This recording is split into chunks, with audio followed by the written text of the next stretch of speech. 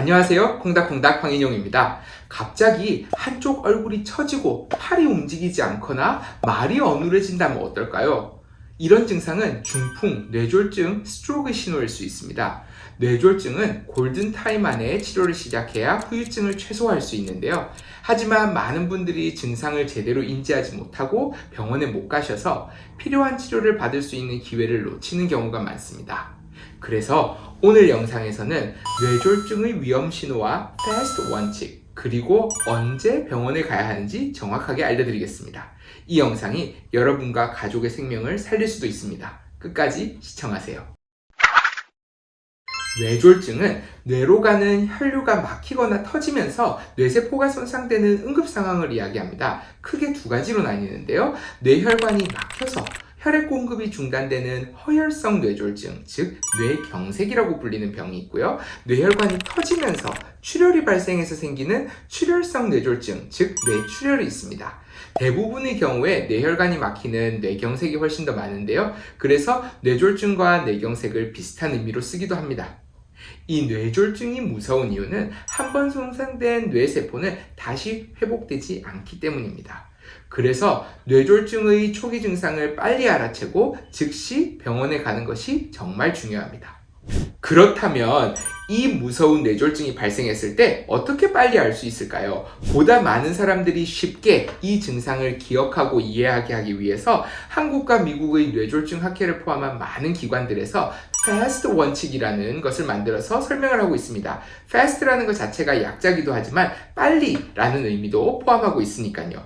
그래서 오늘 우리는 이 패스트 원칙에 대해서 알아볼 겁니다. 패스트는 face, arms, speech, time의 약자인데요. 뇌졸중이 왔을 때 일어날 수 있는 증상들에 대한 설명입니다.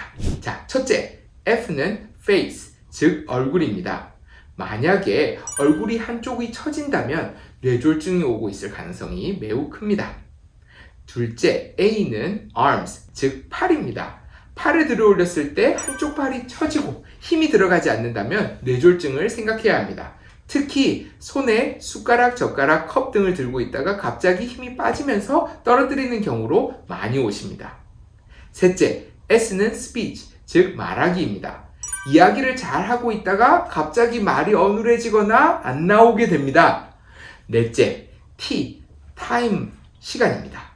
증상이 나타났다면 당장 한국은 119, 미국은 911에 전화하셔야 합니다. 패스트 원칙 외에도 뇌졸중이 의심될 수 있는 추가 증상들이 있습니다. 갑작스러운 심한 두통이 오거나 한쪽 눈이 보이지 않거나 시야가 흐려지고 어지럽고 균형을 잃고 쓰러지는 경우가 있습니다. 이유 없이 심한 구토가 생기기도 하고요. 사실 오늘 이 얘기를 하는 가장 큰 이유는 이런 증상들이 뇌졸중 증상인지 모르고 병원을 안 가시는 분들이 생각보다 많기 때문입니다. 특히 조금 기다려보자 라는 생각이 가장 위험합니다. 뇌세포는 한번 죽으면 살아나지를 않아요. 뇌졸중은 치료가 늦어지면 늦어질수록 뇌 손상이 커지고 생존율이 낮아지며 후유증이 심해집니다. 그래서 뇌졸중 치료에서 가장 중요한 것은 시간입니다. 골든타임 안에 치료를 시작해야 후유증을 줄일 수 있습니다.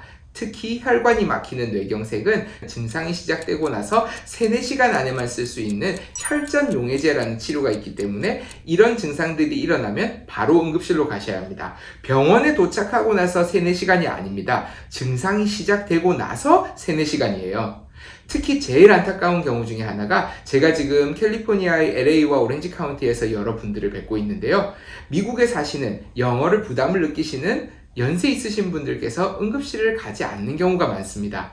이렇게 혈전용해제 치료를 할 수 있는 시간이 한정되어 있는데 증상이 있어도 자녀들이 저녁에 퇴근할 때까지 아무것도 안 하시고 계시거나 그것도 애들 일 방해 안 하시겠다고 낮에는 전화도 안 하시고 저녁에 와서 치료할 시간도 놓치고 혼자서 식사도 못 하시게 되고 혼자서 내 다리로 화장실도 못 가시게 되고 침대 생활을 하게 되시는 분들도 많이 봅니다. 너무나도 안타까운 상황입니다.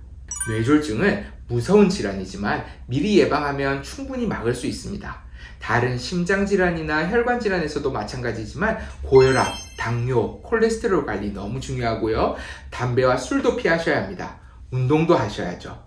제가 다른 영상에서 말씀드린 뇌졸중을 일으킬 수 있는 부정맥이나 경동맥 질환도 잘 체크하셔야 합니다.